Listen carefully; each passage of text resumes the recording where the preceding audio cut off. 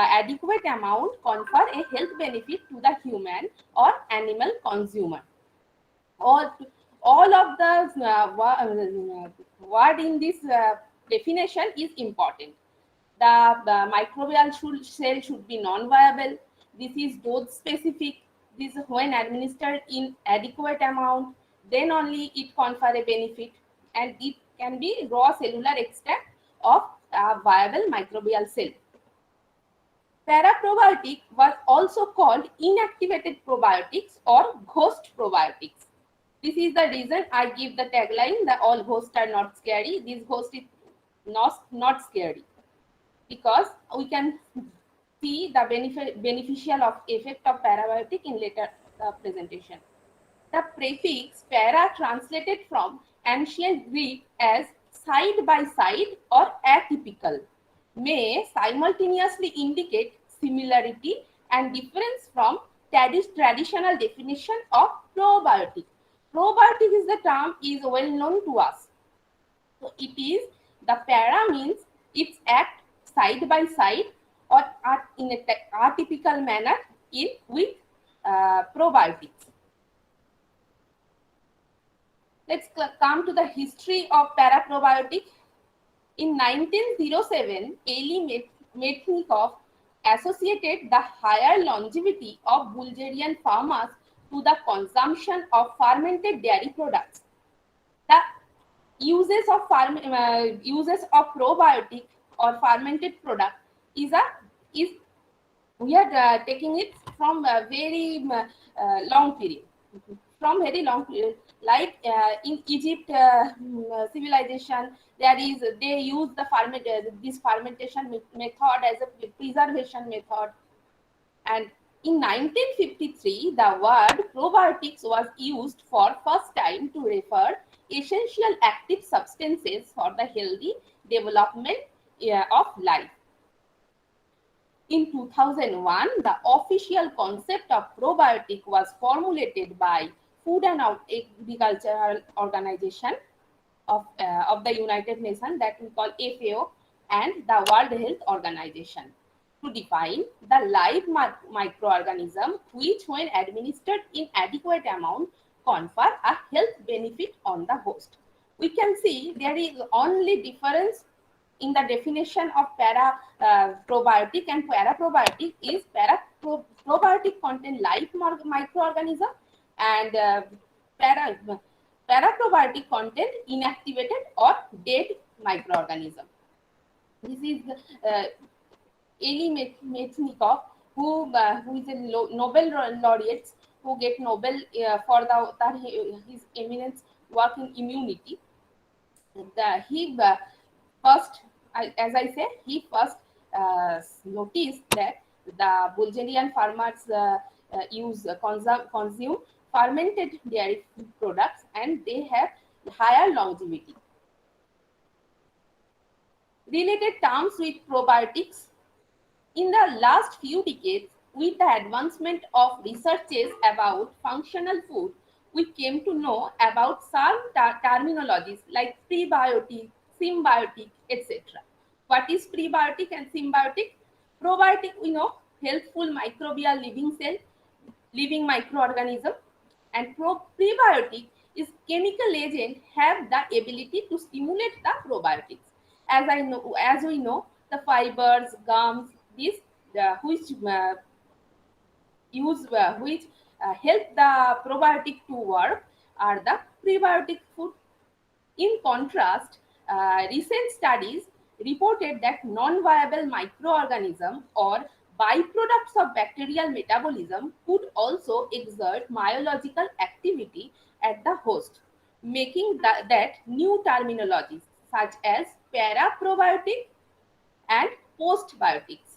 Paraprobiotics, what is paraprobiotic? I said previously, dead or inactivated probiotics. And postbiotics are beneficial metabolites of probiotics. The metabolites secretes from probiotic are the postbiotics. And also there is another term, that is symbiotic. Symbiotics are when we administer probiotic and prebiotic, they work simultaneously.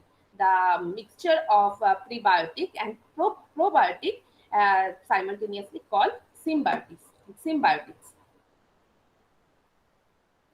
Global market of probiotics. Recently, the consumer have become more aware about the importance of nutrition and health. So, they are showing interest in acquiring healthier food options. Therefore, the dietary approach aiming the promotion and maintenance of health and welfare naturally and at low cost triggered the increasing of food products with functional claim. As a result, the global probiotics market size was 48.88 billion US dollar in 2019 and projected to reach 94.48 billion by 2027. Concerned with probiotics, but probiotic, we know probiotic have various health benefits, but there is recently the studies shown that there is some concern with probiotic also. Although probiotic confer health benefit on the host, however, in recent years several concern of on their use have been raised. There is two aspects, that one is therapeutic aspect and one is technical aspect. First we come a therapeutic aspect, that is safety of microorganisms should be taken into account, especially when administered to the vulnerable people such as elderly, preterm neonates and immunodeficient individuals. The possibility of horizontal gene transfer of a virulence genes from a pathogenic bacteria in the intestine. These therapeutic drawbacks have enhanced the interest towards new products based on non-viable probiotics such as parabiotics and postbiotics.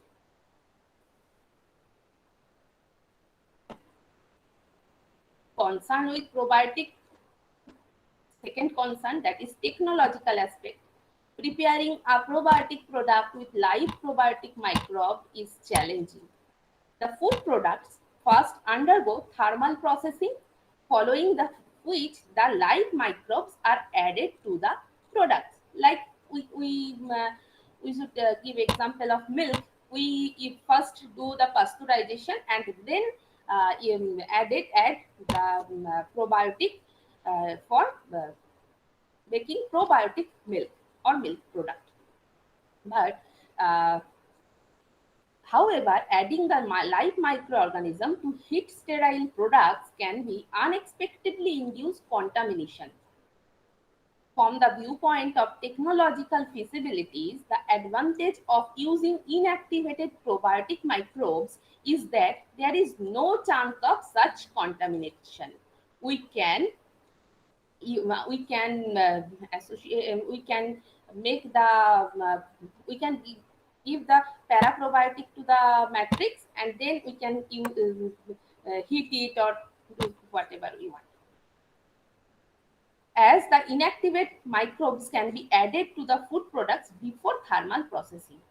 Non-variable materials of microbial origin exert marked benefit compared to probiotics for safer and more stable product development. So, paraprobiotic is a safer and more stable option to the industries. Probiotic paradox. What is probiotic paradox?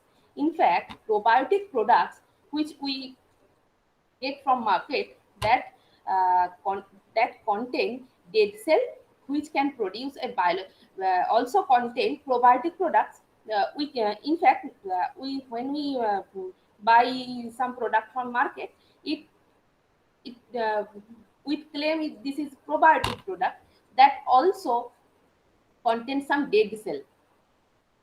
It can, which can produce a biological response as effectively as their live equivalents, highlighting the fact that probiotic products may be further used beyond their expiry.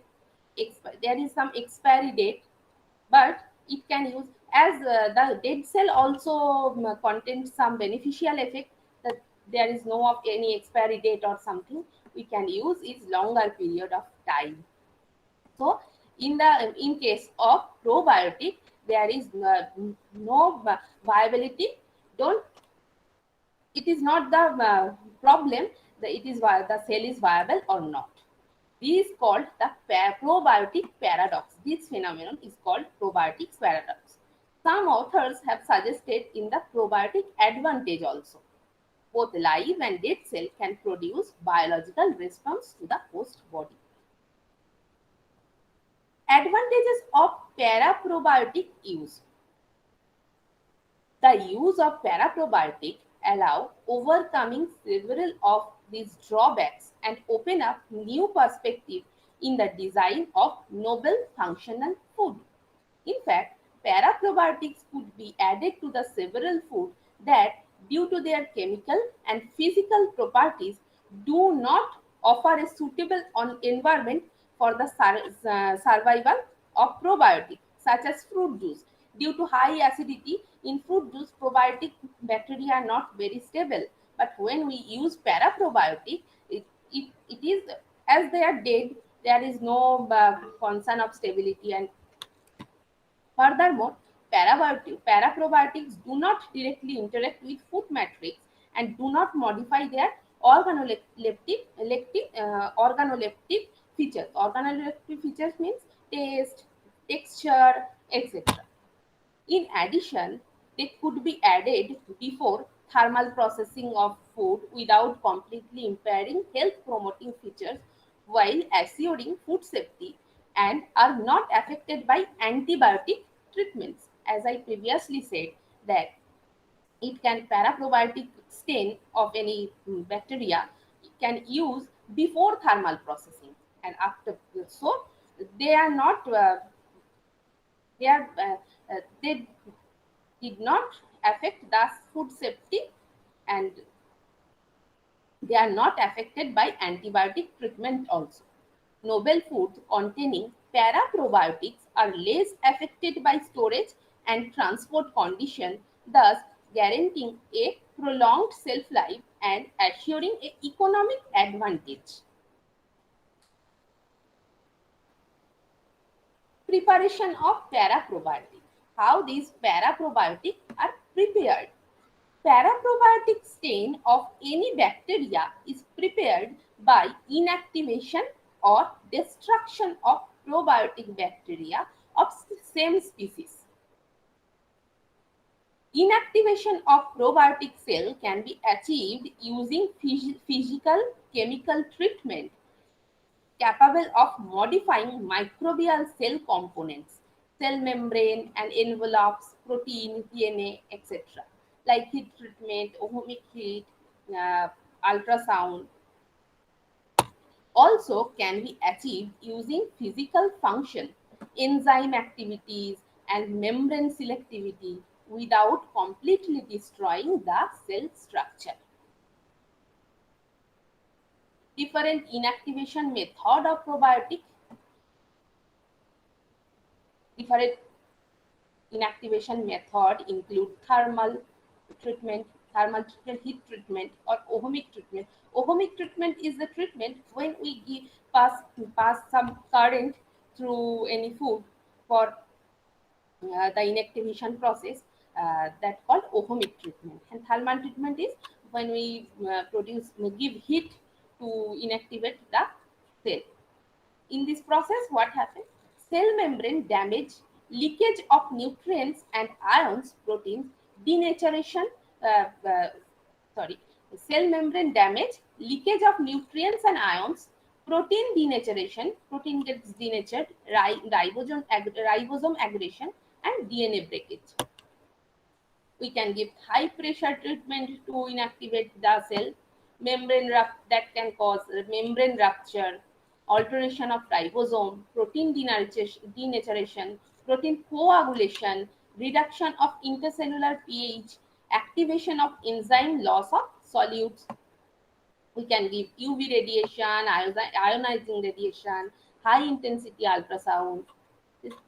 Those all are inactivation process. Then we come to paraprobiotics for the production of functional dairy products.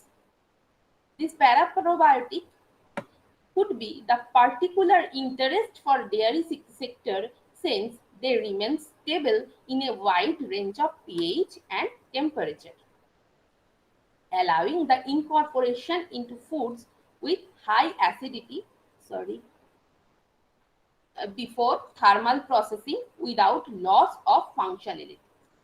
Their addition does not change the sensory properties of the products, thus avoiding detrimental modification like high acidification after fermentation in yogurt.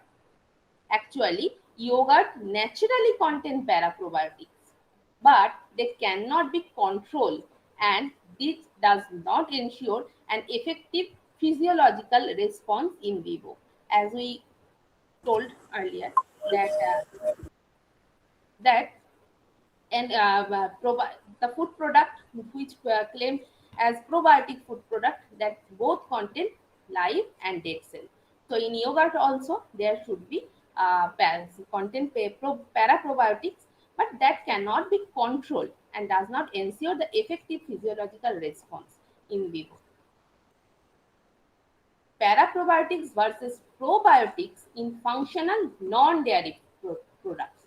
We see that dairy products, the about the dairy products, but this topic is the paraprobiotics and probiotics in functional non-dairy products.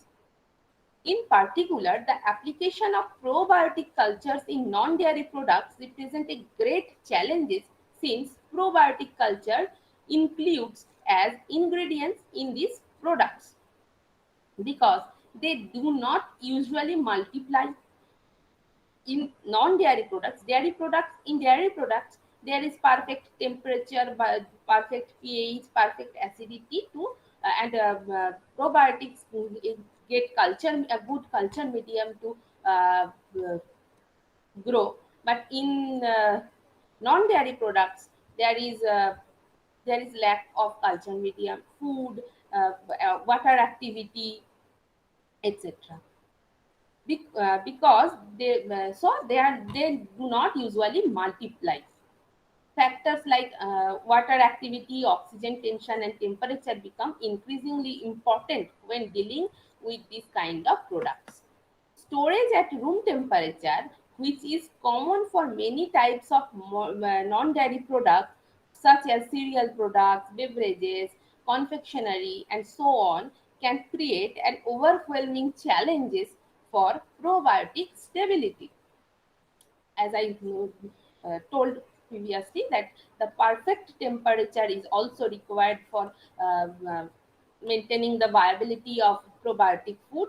But when did not store cereal grains in refrigerator or give any, they are they, we preserve them in room temperature. That also the cause of probiotic instability. But with paraprobiotic, this problem is not there. Adding probiotic to fruit and cereal-based matrix is more complex than formulating dairy products. To overcome these disadvantages, paraprobiotic can be added as ingredients in non-dairy products.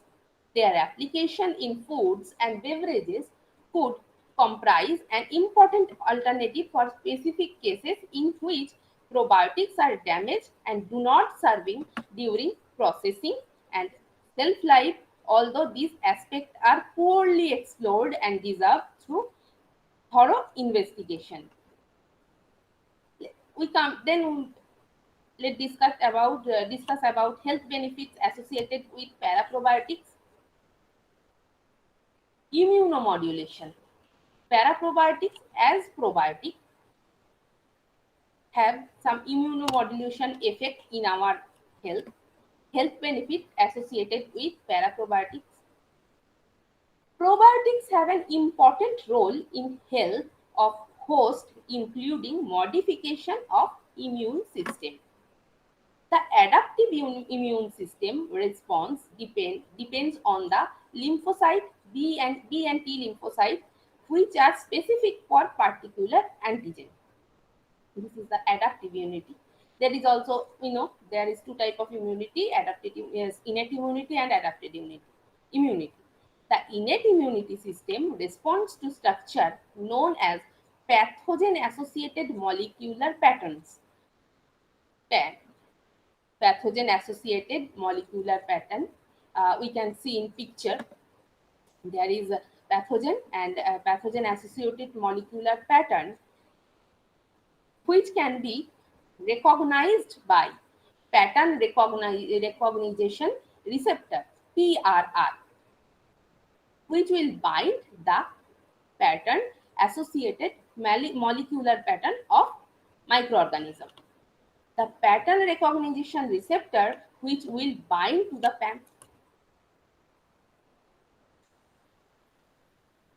in the innate immunity, covers elements such as neutrophils, monocyte, macrophages, dendrite cell, natural killer cell, com- uh, com- complements, cytokines, and proteins in the acute phase, which provide immediate defense to the host. The cytokines are low molecular weight messengers secreted by cells to alter their own behavior or that of another cell. Cytokines, interleukin, interferon, tumor necrosis factor, and growth transformation factor. Various studies shown that probiotic strain of bacteria help in immunology of host like probiotic, and sometimes even more than probiotic. The paraprobiotic strain of bacteria help in immunology of host like probiotic, sometimes even more than probiotic. The activity of probiotic is mostly strain specific and dependent upon heating process. We can see the pairs patches, which is a very designed immune system in our body. It present in intestinal mucosa. Uh, there is in pairs patch. There is all the immunocell like dendritic cell, T cell, M cell, natural killer cell, etc. And when the pathogens grow from the enter in the follicle, enter in the intestinal lumen, they thought that in this space there is any injuries or something. They try to invade in our body, and they face the defense by our immuno specific cells.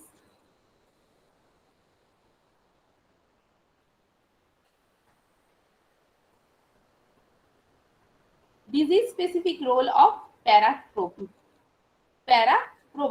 Sorry, this spelling is there is spelling mistake. It has a good role in diarrhea. Paraprobiotic capsule containing 5 billion cells of heat-killed and lyophilized L. acidophilus bacteria, lactobacillus, has been used in the treatment of chronic diarrhea in humans, improving the symptoms such as consistency of feces, abdominal pain, distension, and the sensation of incomplete evacuation, reducing the duration of the disease and improving the consistency of feces. The paraprobiotic or probiotic have a great role in mental health problem also. After a series of preclinical trials demonstrate that the supplementation with probiotics may affect positively the development and the operation and the cerebral behavior through the gut-brain axis.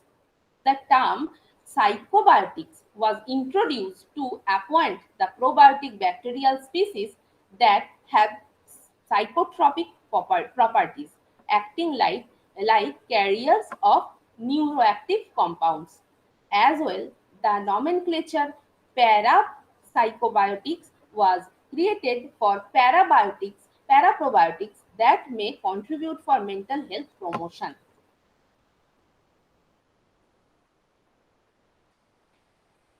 Probiotic or paraprobiotic has great role in irritable bowel syndrome also. The irritable bowel syndrome is chronic disease characterized by abdominal pain or discomfort.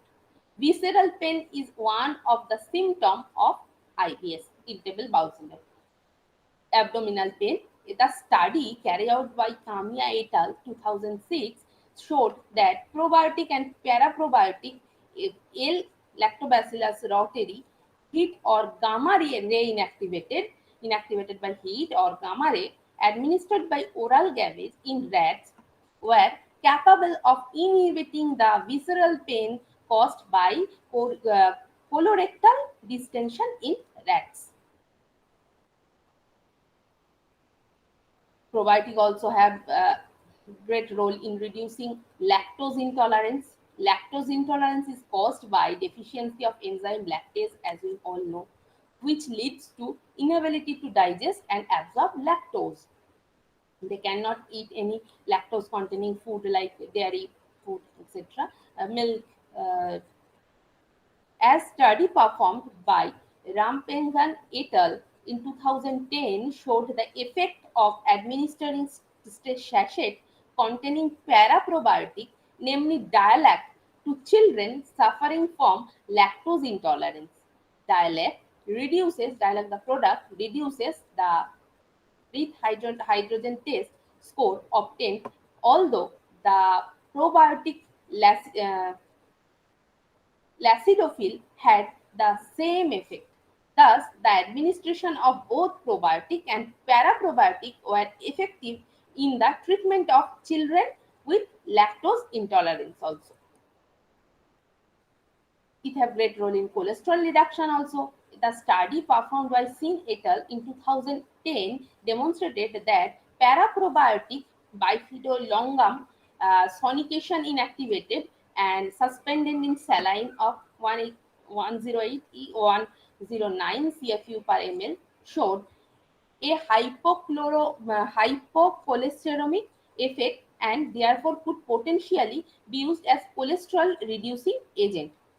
The paraprobiotic tested reduced total and LDL cholesterol level in rat serum, lowered the atherogenic index, and the increased body weight and liver weight. Atherogenic index means total cholesterol minus, that should be minus, and HDL cholesterol by HDL cholesterol. Disease specific inhibition of growth of cancer. Probiotics have used as chemopreventive agent capable of reducing the risk of cancer. Paraprobiotic Lactobacillus paracasi and Lactobacillus rhamnosus both shows anti-proliferative effect activity and apoptotic effect on gastric and colorectal cancer cell lines. Different fraction of paraprobiotic lactobacillus such as whole cell, heat inactivated cell wall, peptidoglycan, cytoplasmic fraction can present an anti-proliferative effect against human cancer cell line. However, it is not known that heat stable bacteria component is more efficient in uh, inhibiting the proliferation of these cells. So it is not known that heat stable bacteria component is more efficient in inhibiting the proliferation of these cells. Probiotic or paraprobiotic has also a great role in ulcerative colitis, atopic dermatitis. In ulcerative colitis, inflammatory intestinal disease is a chronic inflammatory condition has effects in gastrointestinal tract and is composed of two main forms, that one is Crohn's disease and ulcerative colitis. Some studies show a positive effect of paraprobiotic in treatment of colitis. Atopic dermatitis, one study showed the probiotic and paraprobiotic L. lactobacillus sakei inhibited skin inflammation or lesion in rat. In addition, another study showed that paraprobiotic L. paracasi, heat inactivated or administered in powder form, reduces the symptom of atopic dermatitis in adult patients. Improvement in alcohol-induced liver disease. The chronic consumption of alcohol can lead to the fatty liver condition, which is characterized by accumulation of triglyceride and cholesterol. Studies have shown that paraprobiotic-rich formula improve the alcohol-induced liver disease in rat. Also, many evidence show that paraprobiotics have various beneficial role in prevention of respiratory disease and dental caries also. Perspective and challenges of food application of paraprobiotic in food industry. There is also some challenge of using the paraprobiotics. What is this? Those are, although most data in literature show that health benefits are linked to direct consumption of paraprobiotic, therefore, the use of food as delivery vehicle for paraprobiotics seems to constitute a field to be explored with several opportunities and challenges, including the selection of probiotic species and strain to be used for paraprobiotic production, the use of adequate methods for inactivation and delivery, the assessment of their stability and activity of foods throughout shelf life, the use of appropriate methodologies to evaluate their biological effect.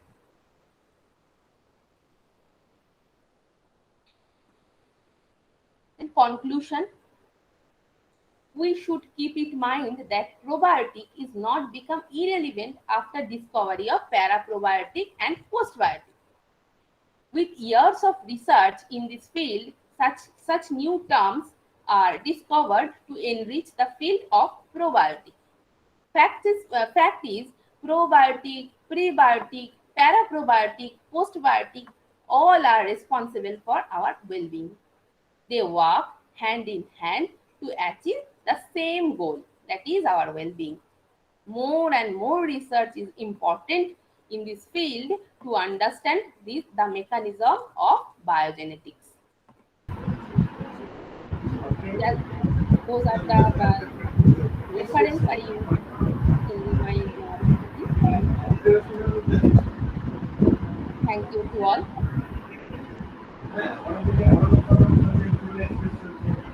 Thank you, Sanchari. I have some questions. Okay, ma'am. You can stop presenting. Okay, okay, ma'am. So, do you have any idea about how probiotics work when in a sterile condition, when a newborn is when a baby is born?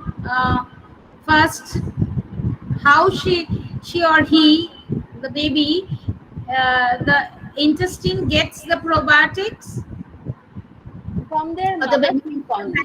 From bacteria their mother's milk only, madam. from the not only from the mother's milk, kisses, or during the vaginal movement, everything from everywhere it gets the it gets the bacteria. So what is the function of the paraprobiotics in the infants? uh, because there is there is an idea that these beneficial bacteria, they grow and they don't allow uh, the immune cells to kill the good bacteria in the infants. So what is the role of paraprobiotics where the immune cells are deactivated? That is my question.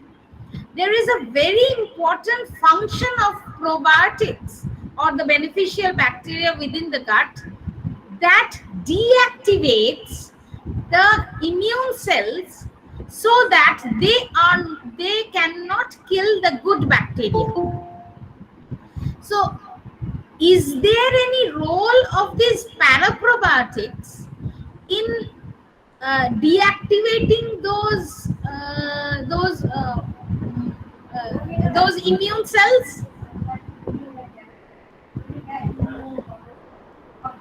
Role of paraprobiotic, মানে তুমি কোয়েশ্চেনটা বুঝতে পেরেছো তো?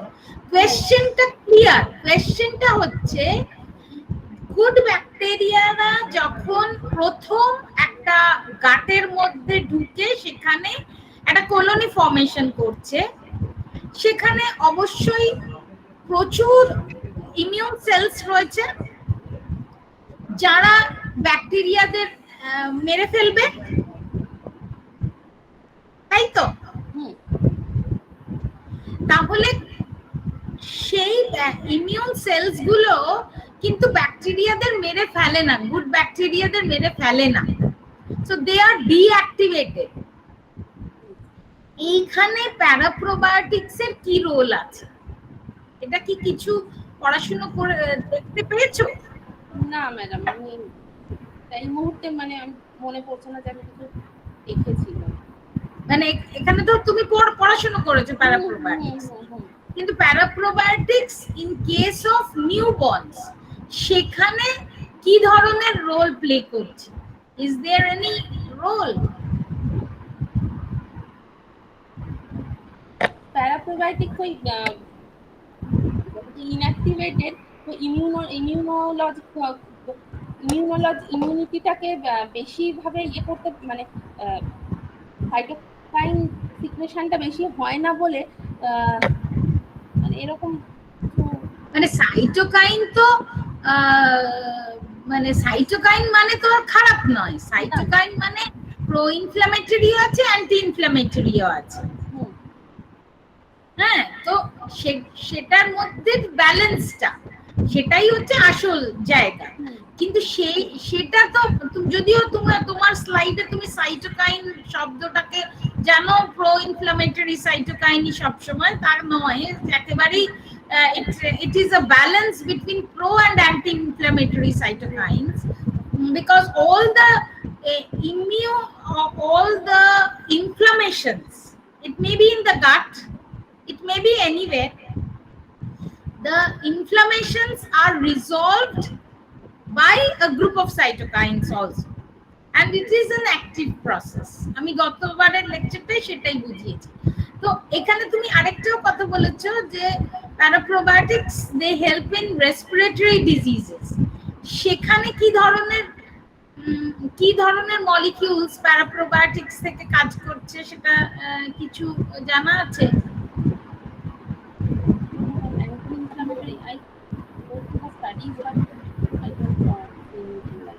মানে একটু শুনতে পাচ্ছি না, একটু জোরে বলো। আমি স্টাডিজটা মানে ওইভাবে আমি ডিরেক্টলি আমার জানা নেই ম্যাডাম। আচ্ছা, আর কারোর কিছু প্রশ্ন আছে? একটু প্রশ্ন করো। মানে এই জায়গাগুলো কিন্তু আরো জানতে হবে। মানে আমার বক্তব্য হচ্ছে যে এই জায়গাগুলো কিন্তু কাজ হয়েছে কিনা দেখতে হবে, কাজ না হলে কাজ করতে পারা যাবে, আর কাজ হলে সেগুলোকে আরো পড়াশোনা করে জানতে হবে। কারণ এই জায়গাগুলো কিন্তু তোমার লেকচার থেকে উঠে আসেনি, অনেক কথা বলেছো কিন্তু সেগুলো কিন্তু জানা যায়নি। সো মানে আরো জানার রয়েছে। আর is there any question?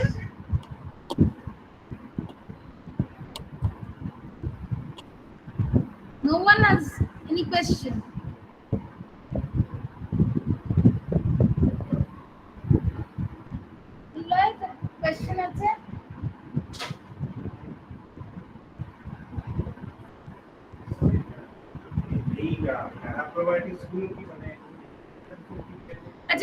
Paraprobiotics gulo, one of my student is saying that is there any detrimental effect of these paraprobiotics? No, I don't get any detrimental effect of paraprobiotic. Paraprobiotic are more stable option that that is safer option for neonates, vulnerable people. I don't get any detrimental effect of paraprobiotics. Okay, then we are moving to the second lecture. The second lecture will be given by Dr. Tanmoy Kumar De. He is one of my PhD student. He has done PhD under my guidance. He is an avid scholar of environmental science. His PhD in environmental science. And Tanmoy. Yes, ma'am. Okay. So his postgraduate training from the Department of Environmental Science in University of Calcutta, PhD Environmental Science, and then on nano formulations. Mainly, he has done his work on nano formulations and ICMR postdoctoral fellowship, and then he joined National Institute of Cholera and Enteric Disease in ISET, Kolkata. After 3.5 years of postdoctoral research, where he has done his work on environmental microbiology. Recently joined Adamas University as assistant professor of environmental science in the Department of Chemistry. I think Tanmoy. Yes, ma'am. Tanmoy একটুখানি ভালো করে বুঝিয়ে বলার দরকার পড়লে বাংলা কিন্তু বুঝিয়ে বলা এটা হচ্ছে ভীষণ ইম্পর্টেন্ট। চেষ্টা করবো ম্যাম, কারণ অলরেডি সঞ্চারী ম্যাম যে যতটা ডিটেইলিং অলরেডি করেছেন, তো actually the pressure is on me to continue with the same intensity, at the same time present something new for the audience. Yes. So okay, let me present my PowerPoint.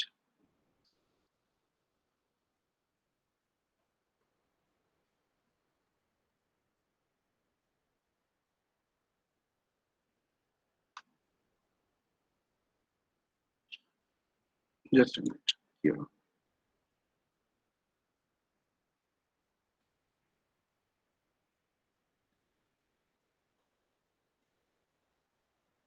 আচ্ছা, আমার প্রেজেন্টেশনটা একটু দেখা গেলে একটু আমাকে কনফার্ম করবেন ma'am.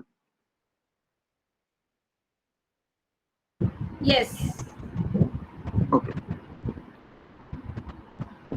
ঠিক আছে, ফাইন। সো আমার ক্ষেত্রে আমি টাইটেলটা এরকমভাবে প্রেজেন্টেশনটা শুরু করার চেষ্টা করছিলাম, একটু সর্ট অফ একটু অন্যরকম ভাবে। So its topic is paraprobiotic or pre or postbiotic. Is it a marketing gimmick or a really new scientific concept? To start with, there is like the microbiome, overall microbiome in human body is just not some cells or some, it's not about some cells.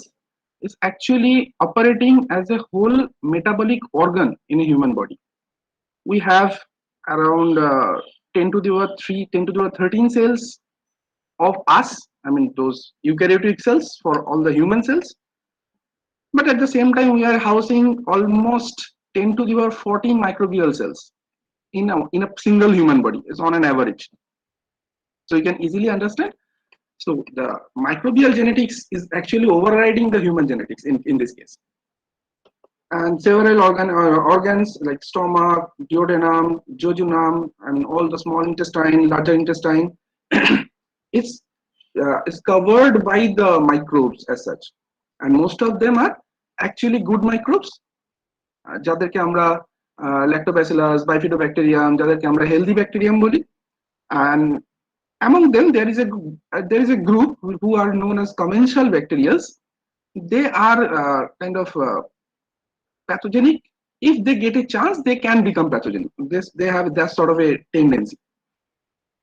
So this is the basic picture of a human body and its microbiotic or its microflora or its microbiome.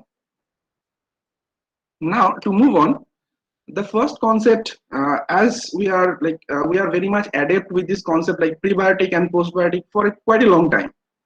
Now, what is a prebiotic?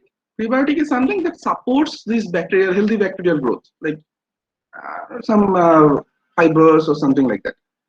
And what is probiotic? These are healthy symbiotic bacteria that gathers their own nutrition for our digestive tract, and in return they give us some advantages. Now this was like there are like several advantages, like it can have there is a concept called contact inhibition. So when there is a huge amount of microbes, healthy microbes available in our gut, obviously they will not let any pathogenic microbe to come and colonize. So there are several factors, they are working together. There are several antimicrobial factors as well, they are secreted by those probiotics.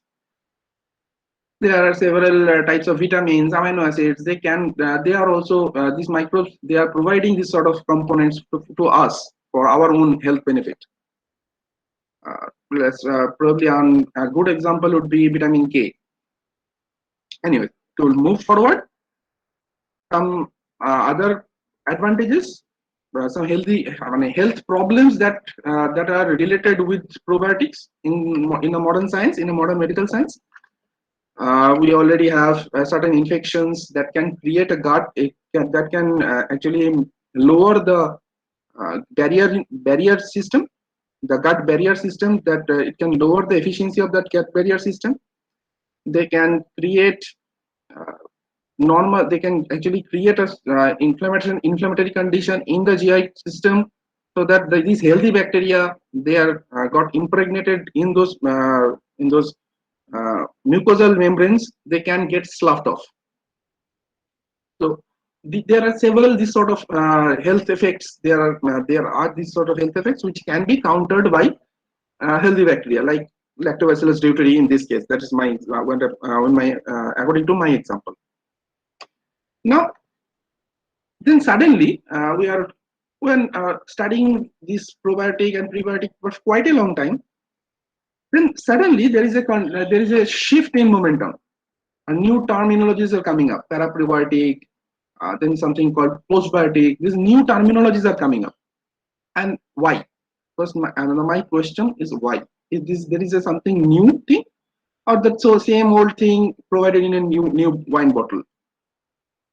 No, but the thing is, the FAO and WHO has defined probiotic as a live microorganism, and in 2011 there is this consensus statement has been published in Natural Reviews Gastroenterology and Hepatology, and in that group almost 13-14 scientists came together, and they proposed a new category, as such scientific categorization. They said the term probiotic should only be utilized when you are working with a live microorganism. If you are not working with a live microorganism, then it should not be called probiotic. Then maybe as like my previous speaker Sanchari ma'am has already told, that there are certain yogurt and those cards, all those things where there are enough amount of lactobacillus, but due to aging, maybe some bacterial cells has gone down. They died. So why? What should I call them? There should be a new category, new nomenclature, new categorical nomenclature. Well, they have came up. So this is the new nomenclature. First, from the intact cell, when you are intact live cell, it's definitely probiotic. When you are working with a dead cell, you are working with the same cellular integrity, same cellular structure, but just they are non-viable. You cannot culture them. If you put them in any sort of nutritional matrix, they will not grow. So only in those cases, the terminology, the group that group was I'm talking about, they settled for the name paraprobiotic. That means it's definitely close to probiotic, but not exactly the probiotic. Then what should be it? It should be paraprobiotic. And then another terminology came up like postbiotic, and it defined this microbial. I mean, if you culture a microbe in a pot, then you will get a soup. If you can filter out all the microbial cells from the culture, you can get a cell-free soup. So that holds all the secretory microbial metabolites. And also side by side, if you degrade the cells, if you can have certain technology which can destroy the cellular structure, so you can have a cellular debris, microbial cellular debris. So those also can be included in those postbiotic concept. I have just searched this NCBI database, of the publication database. Yes, we have searched with prebiotic and probiotic. There are huge amount of publications almost every year, starting maybe from time immemorial, maybe 1970s onward. I have just plotted here the publications from 2000 to 2021. And when you are searching this with the same thing, with the keywords like postbiotic and paraprobiotic, you can see that the terminology evolved after 2011, after that consensus report has been published. After that time point, these numbers started to grow, and now we are like almost this nomenclature has been almost a household nomenclature. So we know, I mean, all the ground reality of the just layman's, they are starting to come up with those knowledge. They know about these sort of things. Now the point is, see, first of all, the market propositions, or how much in amount of this deposition, this amount of money is involved in this market, and what sort of diseases that these paraprobiotics can be involved with. So that those things are already discussed by my previous speaker. So I would not go in detail in those details. So those are almost okay. I mean these are complete. Now let me point out, if I am working with a paraprobiotic, then what are the chemical entities we are actually interested in? Because as it is a non-viable cell, that means we are not working with any biotic component. We are only working, or we are just handling a chemical entity. So what are the chemical entities that we are actually working with when we are working with paraprobiotics? In this case, obviously, all the cellular internal material, all the DNA material, all the non-secretory proteins, all those components, we would not consider them. We will only consider the surface structures or the surface components, only those chemicals which is present on the cellular surface. And obviously, with the treatments, the technology with which we are preparing these paraprobiotics, this cell wall get the cell wall get more porous. So obviously, both cell wall materials and the cell membrane materials can come in contact with the outside world, and so both of these components we can use. And what are the actual components? Like pili proteins, like peptidoglycans, the membrane associated teichoic acids, cell wall polysaccharide, the exopolysaccharide, and there is a hell lot of things. And what are our target cultures? Obviously, a whole lot of the lactobacillus group and the bifidobacterium group. So in this list, probably you would notice that there is a component called moonlighting protein. Quite an interesting name it has. By moonlighting, there is by the name, everyone can remember the dance of that famous person, Michael Jackson, the moonlight dance. In this case, why this type of proteins are known as moonlighting proteins? Actually, these moonlighting proteins can actually mediate the colonization of the probiotic strains in an intestinal tract when they are alive. So they help them to bind onto the surface. But when we use these proteins from the paraprobiotic components, we are actually utilizing them for translational elongation factors. They work as a translational elongation factors. There are certain metabolic enzymes. There are certain ribosomal proteins. And how do they work? They would help the local or live bacterial culture that is already present in your stomach or that is already present in your intestine. They will help them to grow more quickly. They will help them to grow and function and do all the functions that they are doing already. So these are proteins that they actually help.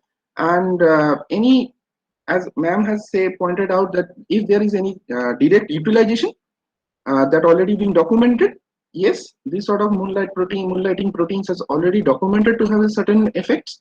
Like they interfere with the exploitation of plasminogen by the gastrointestinal pathogens like Helicobacter pylori or Salmonella species. These bacteria generally they inhibit the local bacteria or downregulate the growth pattern of the local healthy bacterial population by exploiting the plasminogen factors. These moonlighting proteins actually inhibit that tendency, protect this normal bacterial growth, normal bacterial population from this sort of what should I say, this sort of hijacking tendency of these pathogens. Bacteriocins, probably you all know, these are cellular antimicrobial defense system.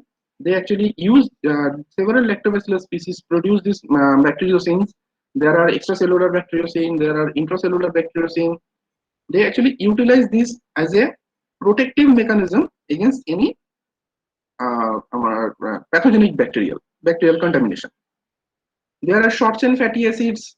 Sometimes these short chain fatty acids can be secreted. Sometimes these short chain fatty acids can be displayed on the surface. These short chain fatty acids has a diverse system. Probably we all know about the butyrates. They help us to promote our gut barrier system. They can help us to grow. So they can help us to promote the inhibitory efficiency against the pathogenic bacteria. They have a huge lot of things. They can even have the role in the neuromodulation as well. So again, now we are moving forward to how we can actually produce these paraprobiotics. Already ma'am has told us all about these things, this thermal treatment. There are some infrared radiation treatment. We can actually do the high pressure treatment. We can treat them by UV light. We can keep them under ohmic heating. We can actually treat them by supercritical carbon dioxide. We can even, very simple, we can even dry.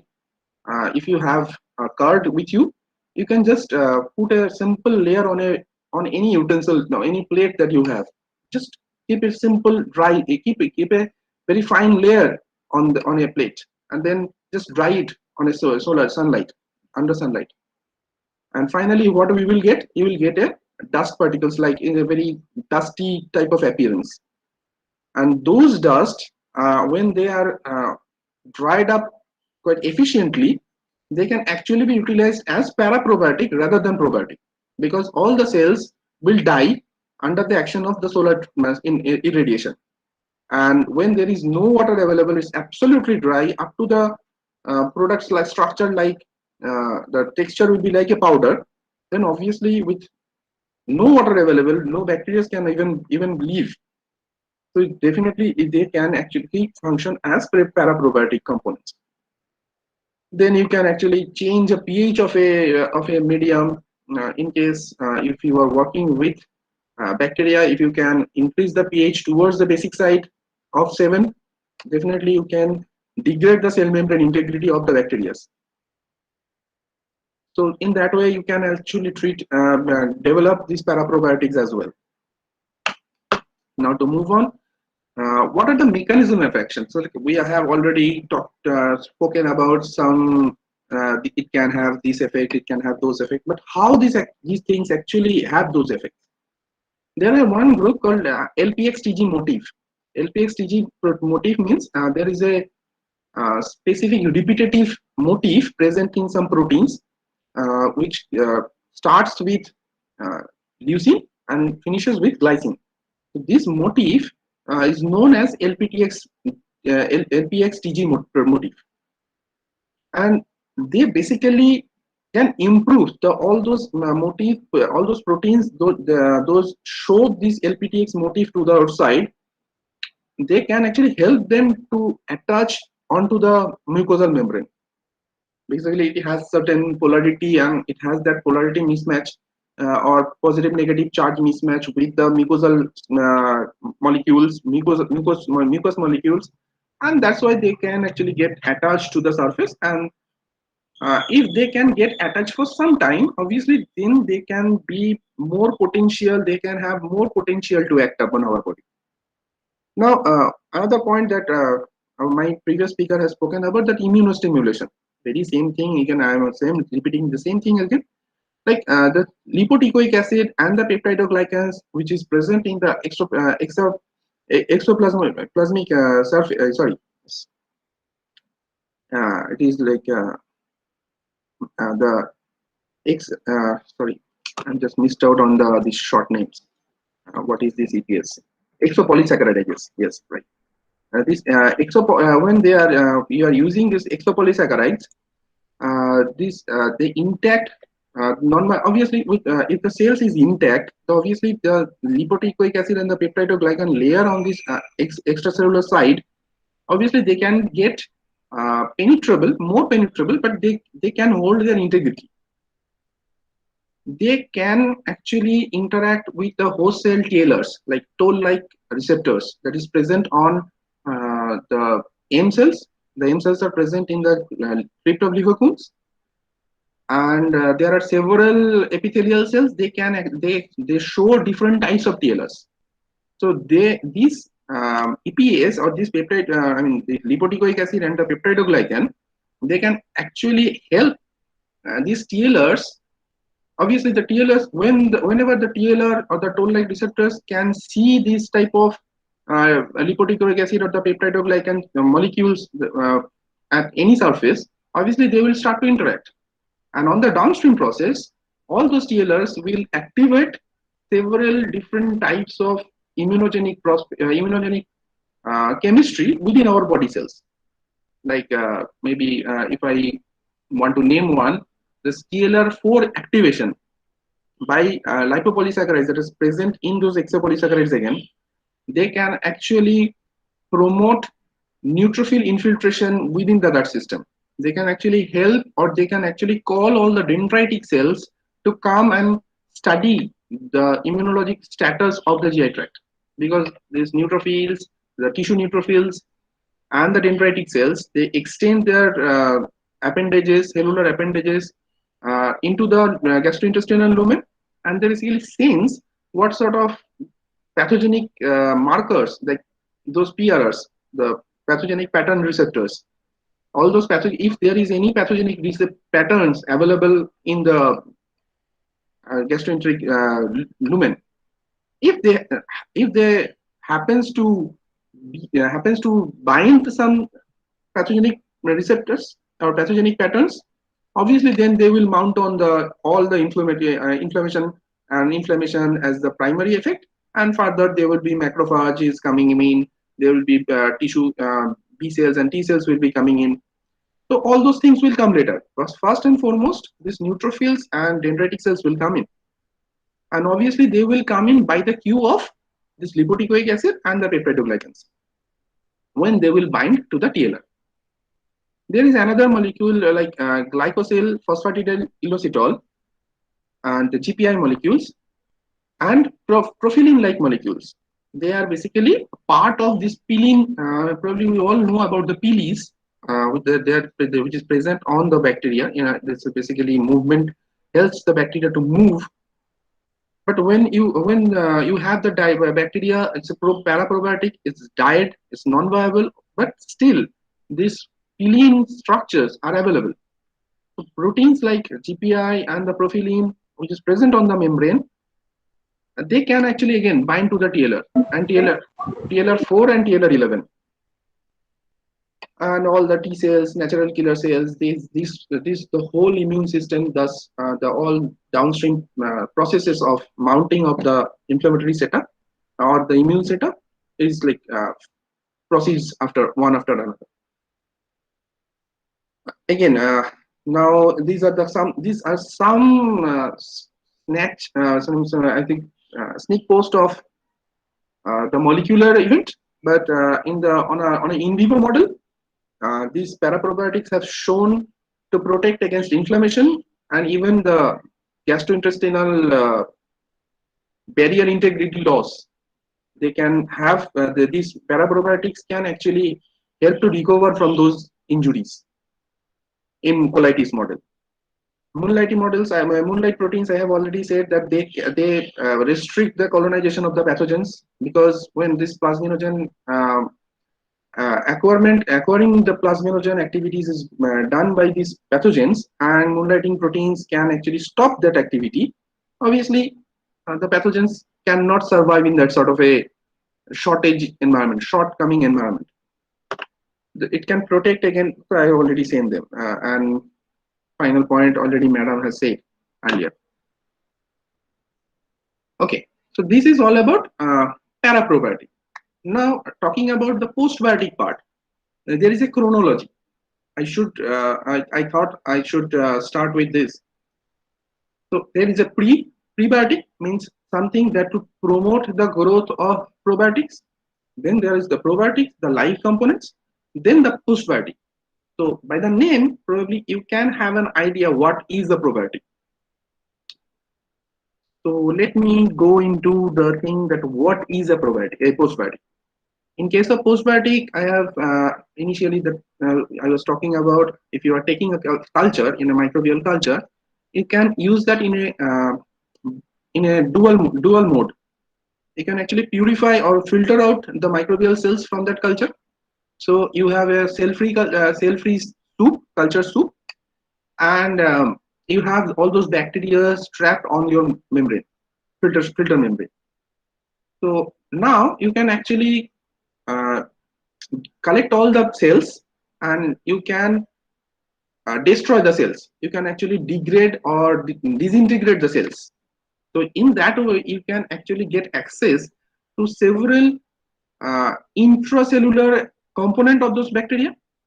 And at the same time, you will, if you work with this cell-free soup, you can actually work with several different types of cellular metabolites or secretory molecules. Those secretory molecules that this bacteria has already secreted into the media. And what are the examples? In case of microbial components, again, those, if you are fractioning the cell, there are cellular membrane fragments. There can be several different proteins coming up. And if you are looking at the metabolites, you can see there are different types of enzymes. All the microbial GPX, SOD, all those antioxidative peroxidases.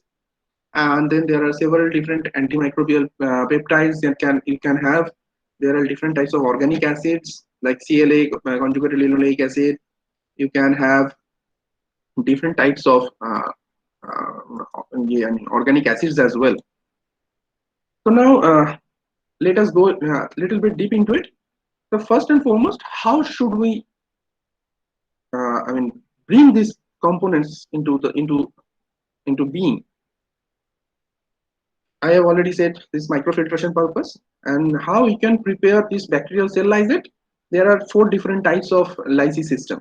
One is chemical lysis. You can change the pH.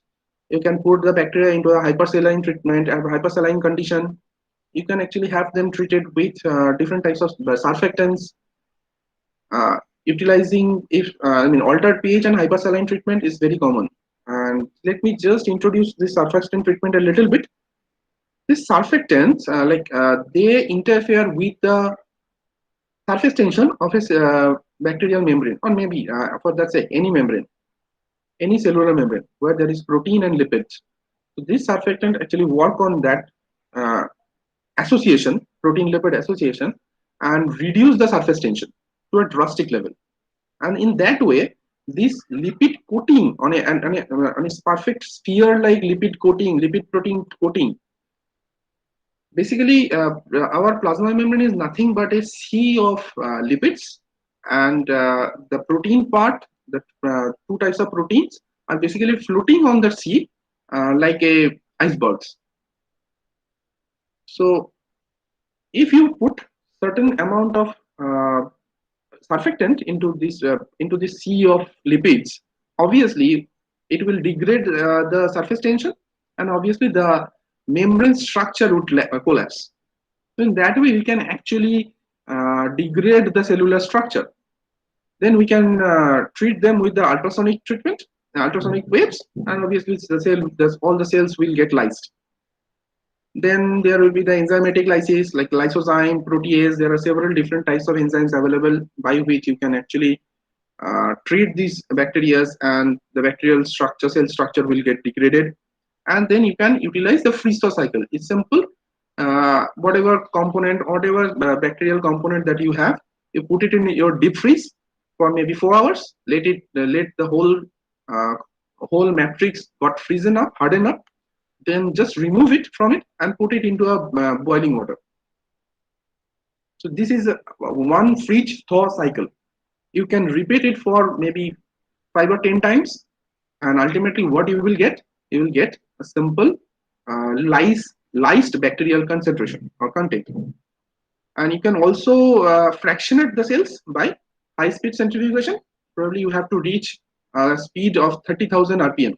Only then probably you can get the cell fractionated properly.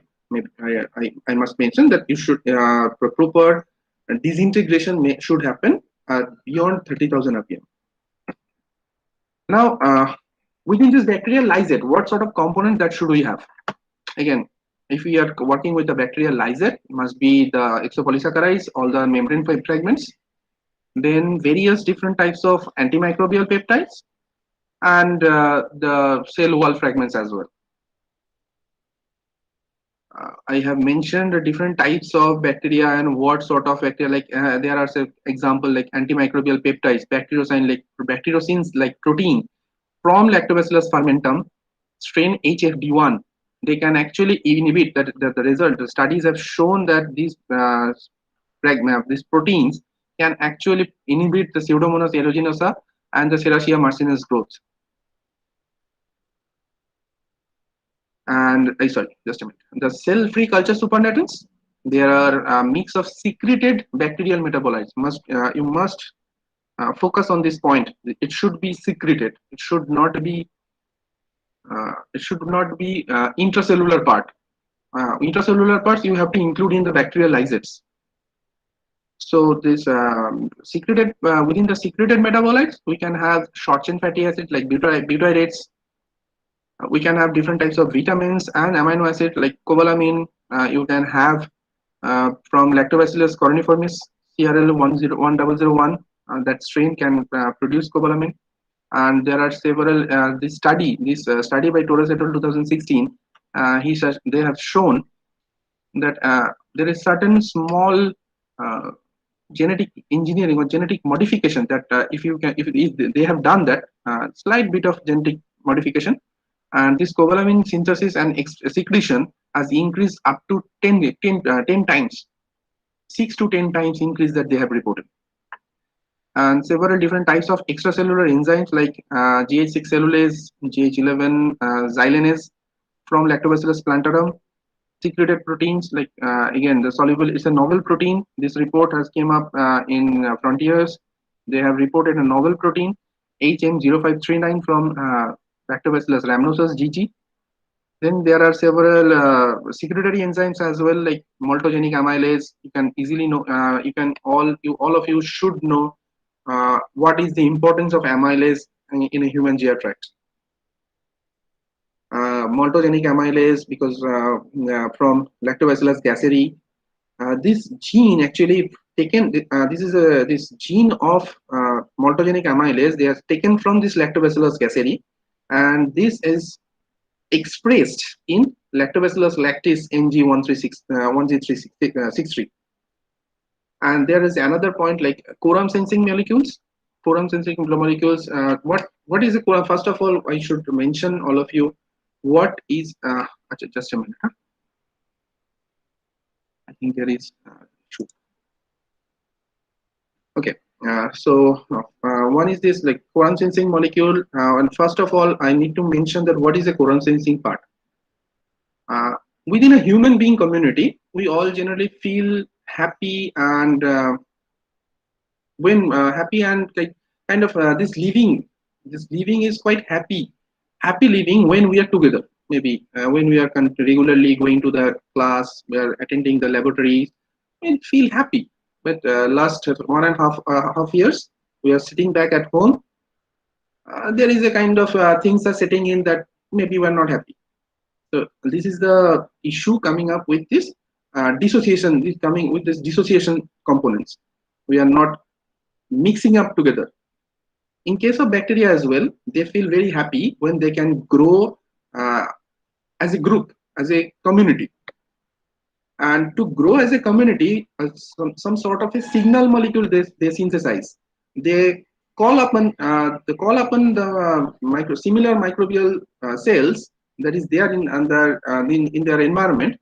They call all those microbes closely to a close situation in a smaller area, and then they feel quite happy to grow, or their multiplication rate of multiplication grows like that all that exponential phase that is coming up.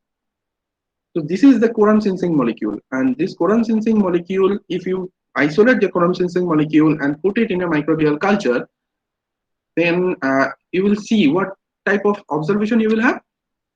Generally, without any this sort of quorum sensing molecule, you will have a initial lag phase, then a log phase coming up, then finally after a certain phase, certain time, this growth phase, this growth curve generally goes down.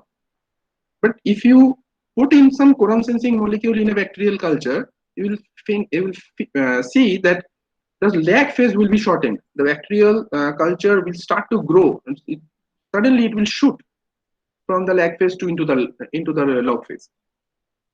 Same case, if we isolate, you can purify this quorum sensing molecule in its active state, and if you put it into a host intestine, in a human intestine, it would help lactobacillus cell or those lactic acid secreting bacteria to grow. Generally, what happens when we have certain infection, our doctor prescribes, you have some strong antibiotics and you have some lactobacillus sachets to go with it. And there is a confusion in my, it's absolutely my confusion that if you are taking antibiotics, is a broad spectrum, you are taking a broad spectrum antibiotic, at the same time you are taking some bacterial spores. So can you really expect that those bacteria will get settled and they will create a beautiful lawn of microbes in your intestinal surface? I guess that should not happen. That should, I mean, theoretically there is somewhere there is a lag. Maybe the lag is in my understanding, but somehow I cannot correlate. But when I studied this about this quorum sensing molecule, I understood that if you are not putting in live bacteria, if you are having those antibacterial components, broad spectrum antimicrobials, the bacterial cells can get washed off to some extent. Definitely not the whole, not everything will go down. Some bacteria will grow, definitely, in the face of that antimicrobial challenge. But at the same time, when you are putting in these quorum sensing molecules within it, they will help this bacteria to grow at much faster rate. And in that way, they will help you to regain your health. Okay, so now let us move on from this. Again, the pre, para, post, pro, and postbiotic, the whole sort of thing. What we can do, we can develop a bioreactor. From that, you can directly isolate certain component as your probiotic. The live bacteria is your probiotic. You can extract some cell-free soup, purify it, remove all the cells. You can have certain postbiotic. All the components that you put in the bioreactor, all the starch materials, maybe fiber materials you are putting in this bioreactor, they can actually do this prebiotic part. And if you want to use the paraprobiotic, then you have to isolate a certain group of bacteria, and obviously you have to convert them into a non-viable condition. Then definitely you can put in different types of commercial products. and what sort of activities that it can have. There is a whole lot of activity that I have shown in the slide. And this is like all the health activities or the health, like what are these components have, how these components can actually put myself in a better position in terms of health. Now this postbiotics has a very important application. This is very upcoming field again, as because the concept of postbiotics is very new. There is a food safety application as well. It's not only about your health. There is a certain component that you can actually prepare your consumer product, a certain consumer product, using these postbiotics. Like you can actually mix certain certain antimicrobial proteins from your postbiotic components into your food. Thereby, you can actually reduce the food spoilage. You can extract out, or you can produce biosurfactants from the bacteria. There are several different bacteria. Some may be lactic acid producing bacteria, some may be non-lactic acid producing bacteria. You can have them, utilize them to produce biosurfactants. If you use this biosurfactant as a coat on your food components, then they will hinder the growth of the bacteria, because they have already that surfactant activity. They will not allow the bacteria to allow any pathogenic or any spoiling bacteria to grow on that surface. Next, you can actually utilize those probiotics and have a coating on a polymer matrix, and thereby you can actually develop an active packaging system which you can utilize to coat your product. In that way, you can have a kind of new sort of market strategy, and you can actually advertise it. Obviously, that can attract the consumers at a better prospect. You can have a better consumer prospect. Then several this postbiotic, mostly again I am reiterating about this biosurfactants. They can actually help you to neutralize direct contaminants, maybe pathogenic contaminants, or maybe some harmful chemicals like mycotoxins, because mycotoxins or spore contamination. This spore contamination can actually be, you can get rid of that spore contamination using potential. I mean, again, I don't know about the dosage right now because the works are going on. It's a new concept is coming up, as I have already told you. This biosurfactant you can actually use them at a specific doses. Definitely, you can actually destroy all the mycotoxins. You can destroy the spores. So in that way, you can have a better components. You can have a better consumer product. So you can have a longer shelf life. Okay. Finally, the take-home knowledge from all those discussions. The probiotic, as the point I have started with, is it a marketing gimmick or is it a old wine in a new bottle? No, it's not a marketing gimmick. It's not that old wine in a new bottle.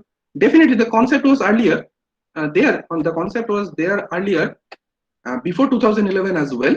But at that point of time, the whole thing, the whole components or whole ideas are cumulatively called as probiotics. But as the modern science is growing, obviously there is requirement of strategically categorization. Probably if you, and now if I tell you what is a probiotic, then definitely you will tell me, well, the live microorganisms. Then my questions will be, what about the dead microbes?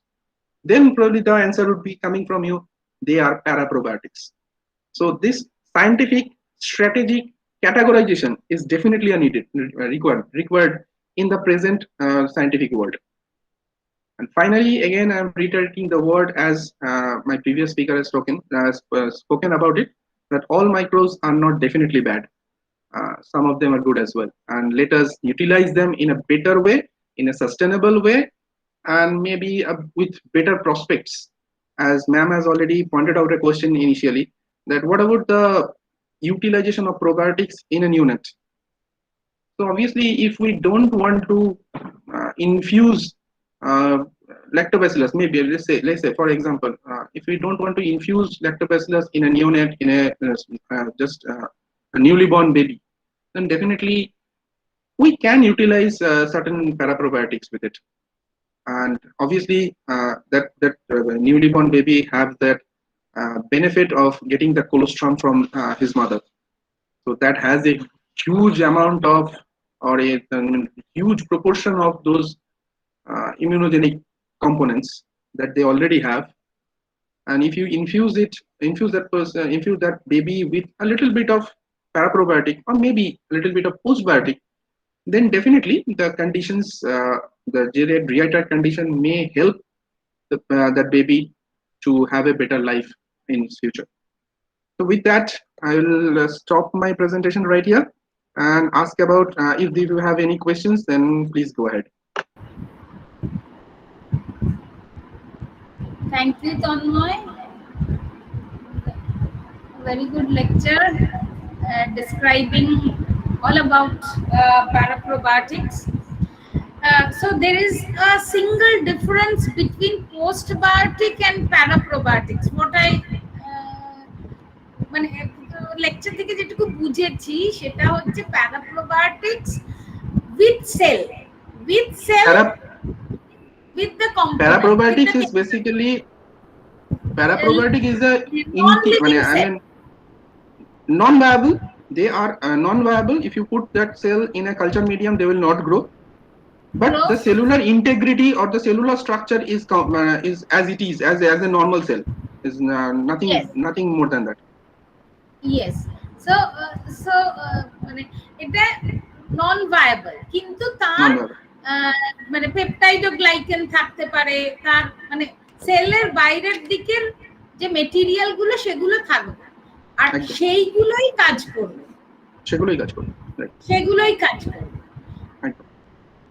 সেগুলোই basically আমাদের immune সিস্টেমের যে trigger point গুলো আছে, যেমন আপনি যেটা আমি এক্সাম্পল বললাম যে একটা টিএলআর, দ্য টোল লাইক রিসেপ্টরস, এইগুলোকে জাস্ট ট্রিগার করবে।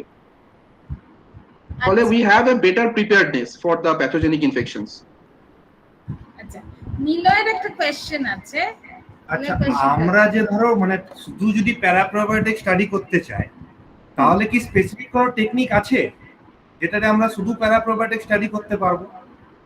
প্যারাপ্রোবায়োটিক স্টাডি করতে চাই বলতে কি জিনিস বলতে চাই, মানে বানাতে চাইছিস? আমরা কাজ করতে চাইছি, মানে যেমন ধরো প্রোবায়োটিক আমরা কালচার করতে পারছি, প্যারাপ্রোবায়োটিক আমরা কালচারই করতে পারবো না। না। তো এবার ধরো আমরা তাহলে কি আমরা শুধু মানে ওই কেমিক্যাল গুলোকে আমরা মানে টার্গেট করে আমরা স্টাডিটাকে আগাবো, নাকি অন্য কোনো টেকনিক আছে এটাকে স্টাডি করার জন্য? তুই যেই মুহূর্তে কম্পোনেন্ট গুলোকে আলাদা করে নিয়ে তুই স্টাডিটা করতে যাবি, it's as good as postbiotic. Yes. হ্যাঁ, তো তাহলে আমি ডিফারেন্সিয়েটটা কিভাবে করব যে এইটা প্রোবায়োটিক্স এর বা প্যারাপ্রোবায়োটিক্স এর জন্যই হচ্ছে আর এটা পোস্টবায়োটিক্স এর জন্যই হচ্ছে? না, মানে আমি তোকে এখানে একটা গ্রুপিং করে বললাম, যেটা যে তুই যদি হোল সেলটা নিয়ে কাজ করছিস, মানে নন ভায়াবল হোল সেল, তো তার মানে ব্যাপারটা কি দাঁড়াচ্ছে, ধর তুই এই যে আমি যেটা এক্সাম্পল দিলাম, ধর তুই বেশ খানিকটা দই নিলি বা একটা কালচার নিলি, যে কোনো একটা কালচারই নে, তো you have maybe 50 liter culture, you just purify it or get all the cells out of that system and you just dry it out, সমস্ত সেলগুলোকে ড্রাই করে ফেল, একদম ড্রাই, মানে একদম পাউডার ফর্মে। then you have a very good amount, almost you will খুব কম সম করে হলেও তোর কাছে 5 থেকে 700 গ্রাম মতো ব্যাকটেরিয়াল সেল থাকবে, non viable bacterial cell. Then definitely you have to utilize that in your research protocol, and thereby you can actually have that scenario that understand you can understand that the scenario একদম পুরো মানে বেসিকটা আমি প্যারাপ্রোবায়োটিক্স নিয়ে কাজ করতে শুরু করলাম, মানে ধরো আমার কাছে একটা মিক্স আপ অফ ব্যাকটেরিয়াল আছে, তার মধ্যে হয়তো প্যারাপ্রোবায়োটিক্স আছে, প্রোবায়োটিক্স আছে, মানে আমি সেইটার মধ্যে প্যারাপ্রোবায়োটিক্স কি স্টাডি টেকনিক দিয়ে স্টাডি করতে পারি, মানে সেরকম আলাদা কোনো টেকনিক তো কাজে লাগানো যায় না এইসব ক্ষেত্রে, ধরো কারণ নয়।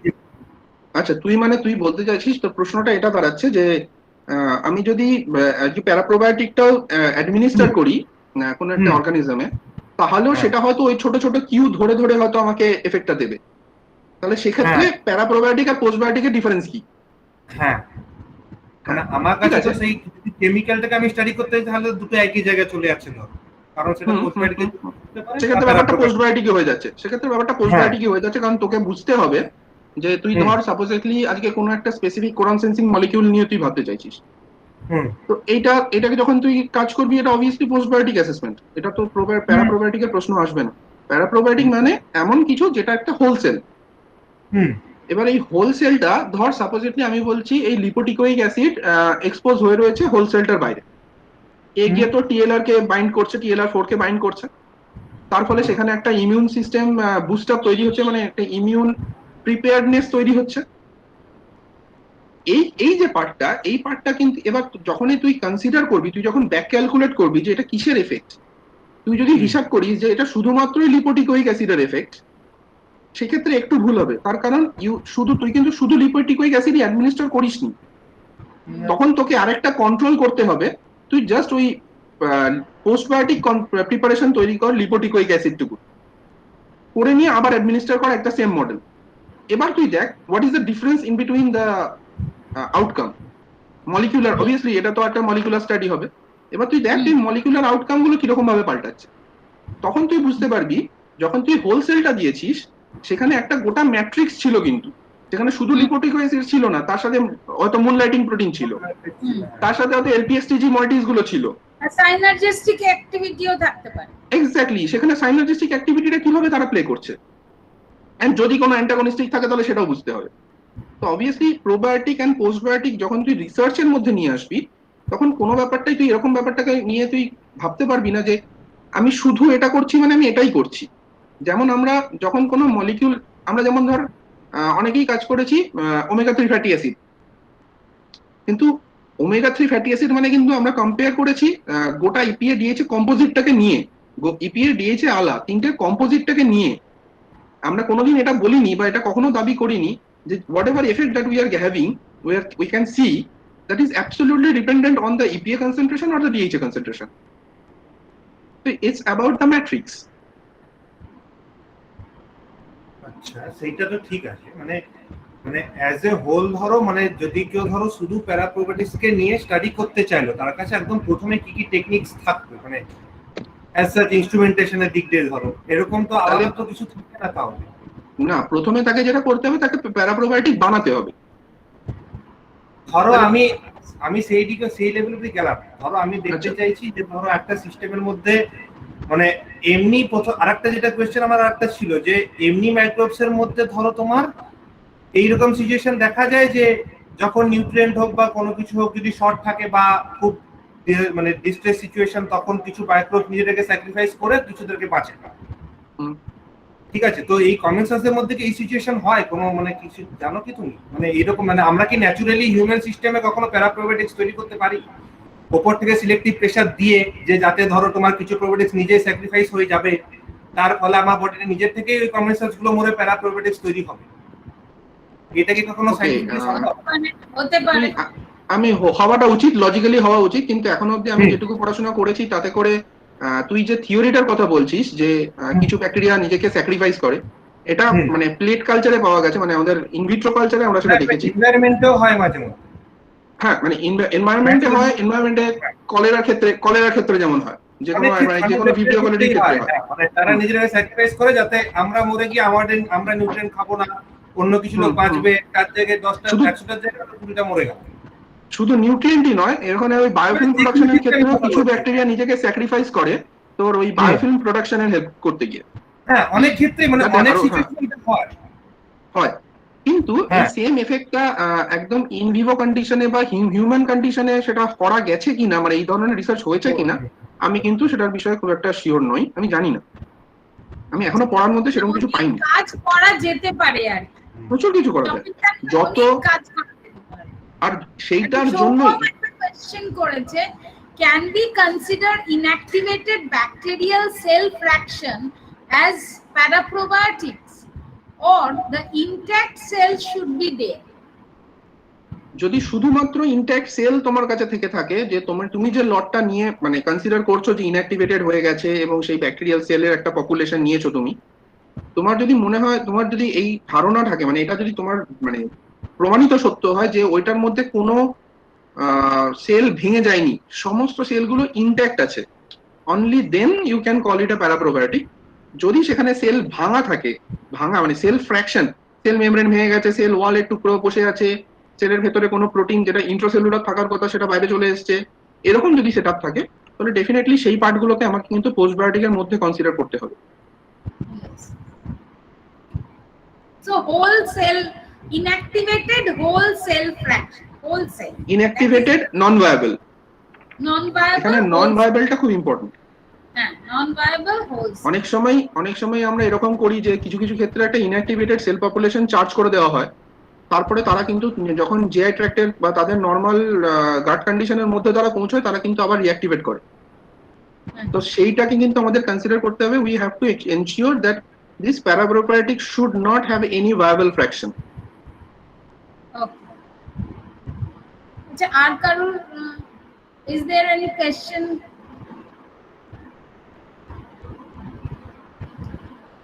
So একটা মোটামুটি ভাবে একটা কনসেপ্ট গ্রো করলো প্যারাপ্রোবায়োটিক্স, তাই তো? Okay, someone, okay, thank you Tanmoy. Thank you ma'am for এরকম গিভিং মি দ্য অপশন।